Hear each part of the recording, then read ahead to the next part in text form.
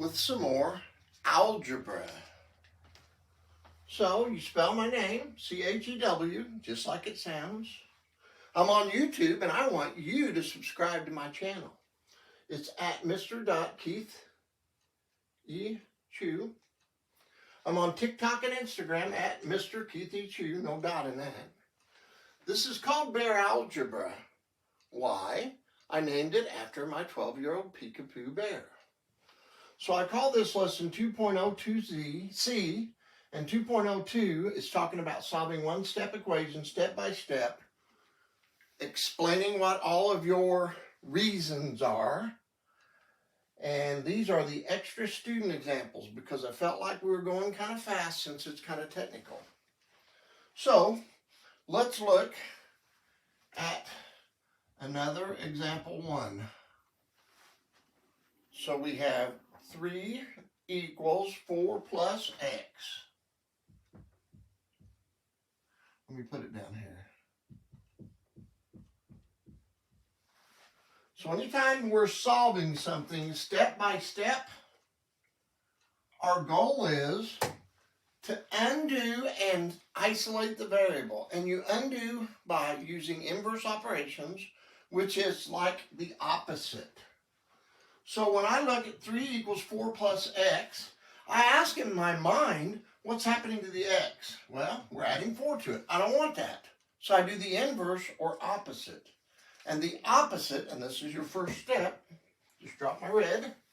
The opposite is of adding 4 is subtracting 4. So I subtract 4 from the right, and I subtract 4 from the left because the equations have to always balance.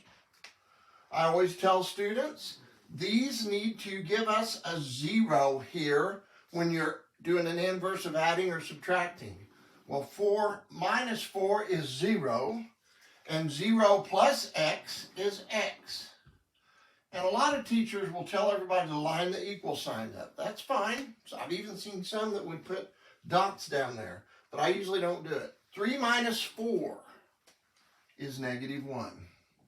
Now, if you struggle with that, there will be negative practice integer problems in my tray arithmetic. But right now, that is true. And you could use a calculator, 3 minus 4, to get that right answer. Once I have the answer here, I need to graph it. And the way you graph an equality is that number has a dot on it, right on the negative 1. And that's a graph of it. That'll be helpful whenever we get to inequalities. So when we started out here, we had our original equation.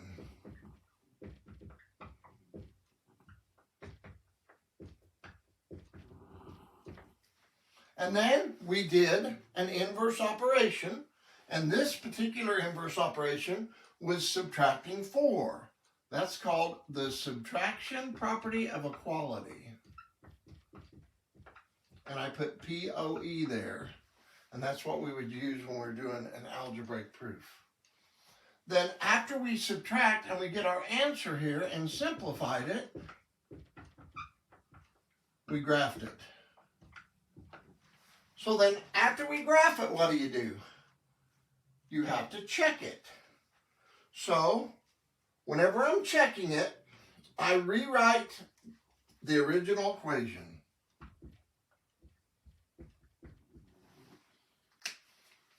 And I am going to say rewrite original. Because when the equations get harder, people want to skip and do a simplified equation. If they simplified it wrong, they missed it. And then we're going to substitute. Well, what do I substitute?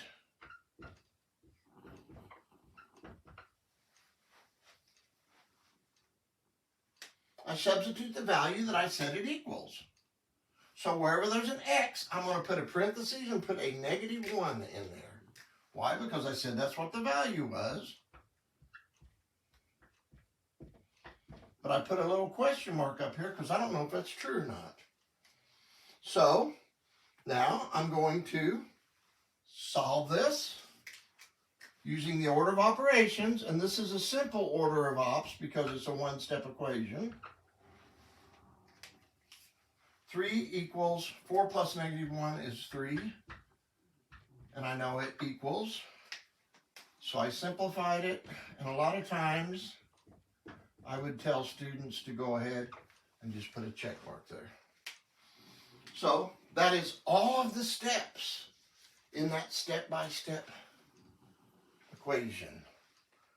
Okay? All right. So now let's do example 2.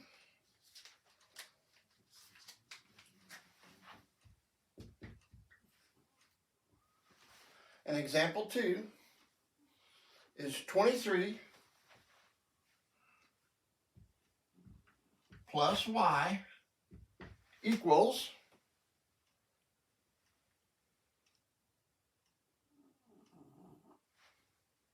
14. All right. So now, if that is my example 2, we look at our y. What's happening to our y? It's getting bigger. By how much? By 23. I don't want that. So to undo that or do the inverse, the opposite or inverse of adding 23 is subtracting 23. So I write minus 23 on both sides.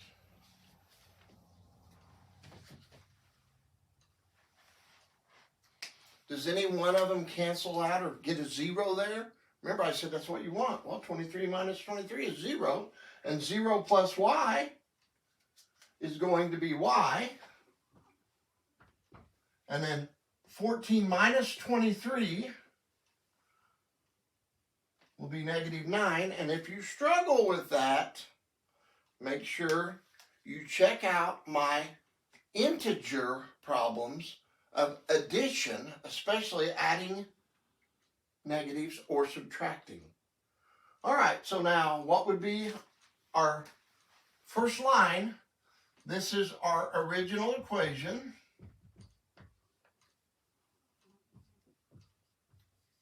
I'll just put EQU for equation. Then we did an inverse operation. It's called the subtraction property of equality.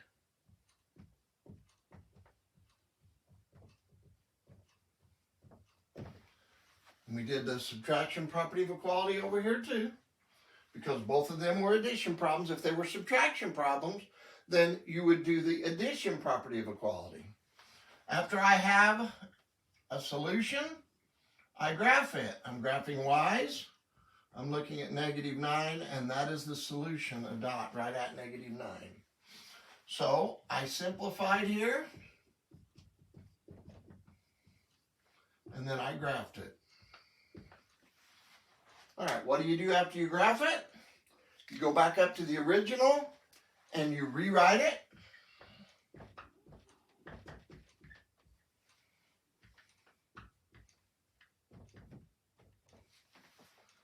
Then I'm going to substitute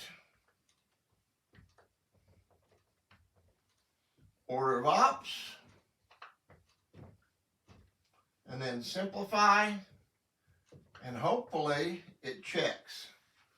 So I put a parentheses wherever I have the y and substitute that value in. Put a question mark above the equal sign. 23 plus -9 is 14, and it does work. Okay, so you're going to have a link that will have these two problems that we're going to do as practice problems just to make sure everybody understands. And that link will be up here in the top right corner.